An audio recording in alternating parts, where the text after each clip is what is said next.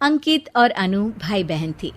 माँ बाप के देहांत के बाद बड़ी बहन अनु ने दिन रात मेहनत करके अंकित की देखरेख की और उसे पढ़ा लिखा कर पैरों पर खड़ा किया था।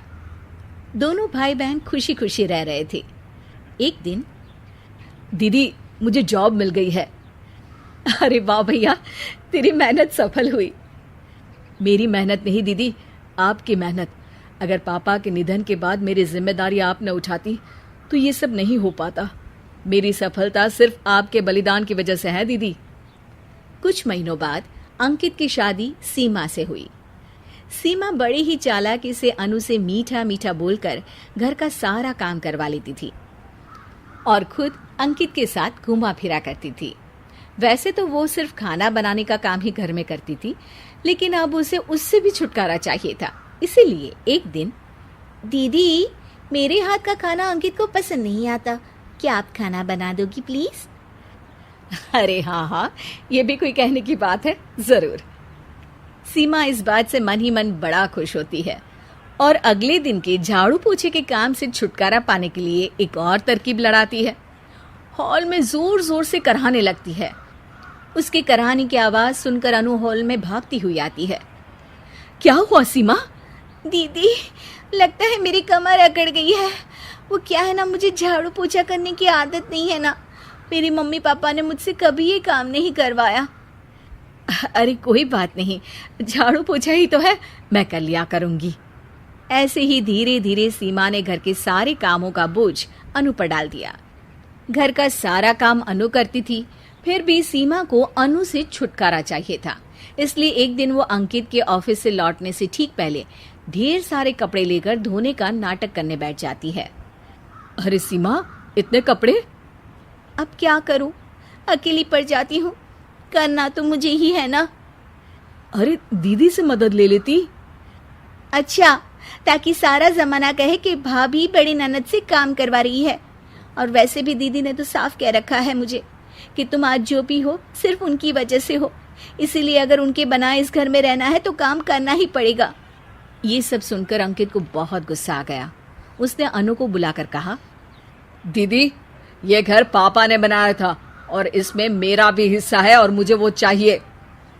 ये सुनकर अनु को बुरा तो लगता है, मगर वो दूसरे ही दिन घर का बंटवारा करने के लिए वकील के पास चली जाती है।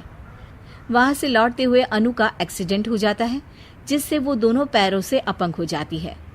अब मजबूरन उसकी पूरी देखरेख सीमा को करनी पड़ती है। एक दिन सारे कामों से थक कर सीमा अंकित से कहती है, अजी सुनते हो, अब मुझसे तुम्हारी ये बहन की सेवा ना होगी। अगर कल तक तुम इसका बंदोबस्त नहीं करते तो मैं घर छोड़कर चली जाऊंगी। अरे ये कैसी बातें कर रही हो? इस हालत में वो कहाँ जाएंगी?